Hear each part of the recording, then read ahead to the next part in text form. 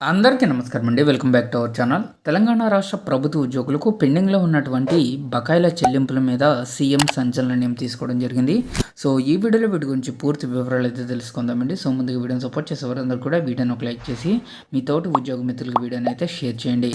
ఛానల్‌ని first time కనుక visit చేసినట్లయితే తప్పనిసరిగా సబ్స్క్రైబ్ చేసుకుని పక్కనే ఉండే బెల్ సింబల్‌ని యాక్టివేట్ చేసుకోండి.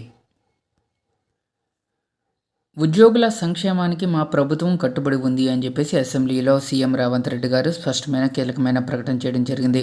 అసెంబ్లీ వేదికగా మూసీ ప్రక్షాళనపై సుదీర్ఘ ఉపన్యాసం తర్వాత ఉద్యోగుల సంక్షేమంపై రేవంత్ రెడ్డి గారు మాట్లాడారు. Medical supplementary salary pending bills మొత్తం క్లియర్ చేశామని చెప్పుకొచ్చారు. సో, ఆర్థిక భారాన్ని తగ్గించుకోవడానికి గత ప్రభుత్వం ఉద్యోగుల యొక్క రిటైర్మెంట్ వయసు పెంచిందన్నారు. అంతేకాకుండా ఉద్యోగుల సంక్షేమానికి తెలంగాణ రాష్ట్ర ప్రభుత్వం కట్టుబడి ఉందన్నారు. సో, గాడి తప్పిన ఆర్థిక విధానాన్ని దారిలో పెడుతున్నామని, త్వరగా ఉద్యోగుల పెండింగ్ బిల్స్ క్లియర్ చేస్తామని డిప్యూటీ సీఎం బట్టి విక్రమార్క అన్నారు.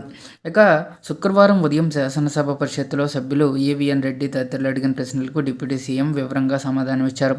ఈ సందర్భంగా డిప్యూటీ సీఎం మాట్లాడుతూ ప్రభుత్వ ఉద్యోగులు వివిధ అవసరాల కోసం తీసుకున్న ఈఎంఐలకు ప్రతి నెల మొదటి తేదీని చెల్లించకపోతే బ్యాంకులు వారి ఖాతాలు డిఫాల్ట్ జాబితాలోకి చేరుస్తాయి. గత ప్రభుత్వ ఉద్యోగులకు 18వ తారీఖున కూడా జీతాలు ఇచ్చిన పరిస్థితి కూడా ఉంది. దీంతో వారు అనేక ఇబ్బందులు ఎదుర్కొన్నారని, మా ప్రభుత్వం వచ్చాక ఆలోచన చేసి ఉద్యోగ సంఘాలతో చర్చలు జరిపామన్నారు. ఇక ఉద్యోగులు మాలా భాగస్వామ్యులుగా భావించి మేము అధికారంలోకి వచ్చిన నాటి నుంచి ప్రతి నెల 1వ తేదీన ఎన్ని ఆర్థిక ఇబ్బందులు ఉన్నా సరే ఉద్యోగుల జీతాలు చెల్లిస్తున్నామన్నారు.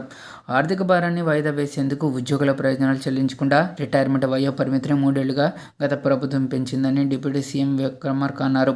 ఆనాటి ప్రభుత్వం ఉద్యోగుల రిటైర్మెంట్ వయసుకు సంబంధించి పరిమితి పెంచకపోయి ఉంటే వాస్తవంగా 2021 నుంచి 2023 మధ్య 26,854 మంది రిటైర్మెంట్ పొందాలి.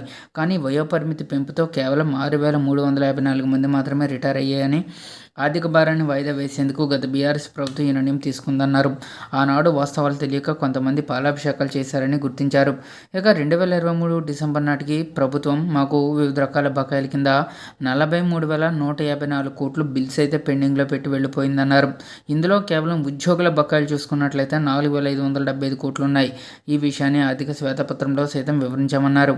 మా ప్రభుత్వం వచ్చాక పెన్షన్ బెనిఫిట్స్ కింద 1,752 కోట్ల రూపాయలను చెల్లించామని, ఉద్యోగుల పెండింగ్ బిల్లులు 6,244 కోట్లు ఉన్నాయని, ప్రాధాన్యత క్రమంలో ప్రతి నెల ఇబ్బంది లేకుండా చెల్లిస్తూ వెళ్తున్నట్లు చెప్పుకొచ్చారు.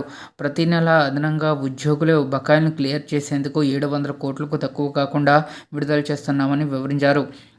గత ప్రభుత్వం కనీసం 1వ తేదీన జీతాలు చెల్లించకపోవడంతో ఉద్యోగులు సకాలంలో చెల్లింపులు చేయలేక విషవలయంలో చిక్కుకొని పోయారని, మేము రాగానే వారితో మాట్లాడి ఎన్ని ఇబ్బందులున్నా సరే ప్రతి నెల మొదటి తేదీనే వేతనాలు చెల్లించాలనే విధానపరమైన నిర్ణయం తీసుకున్నామని, ఒక్కరోజు కూడా ఆలస్యం లేకుండా చెల్లిస్తున్నామన్నారు.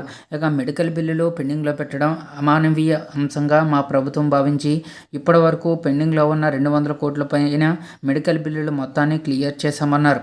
ఇక నుంచి ఏ నెలకు ఆ నెల మెడికల్ బిల్లులు క్లియర్ చేస్తామని తెలిపారు.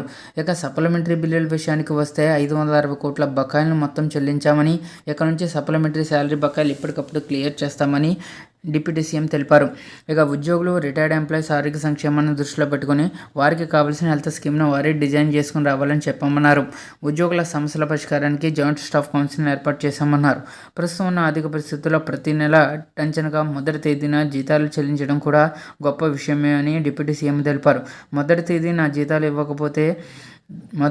జీతాలు ఇవ్వకపోతే ఉద్యోగులు ప్రైవేట్ వ్యక్తుల దగ్గర అధిక వడ్డీల కోసం వెళ్లాల్సిన పరిస్థితి ఉంటుందని, ఆ పరిస్థితి రాకుండా ప్రతి నెల 1వ తేదీనే జీతాలు చెల్లిస్తున్నట్లు చెప్పడం జరిగింది.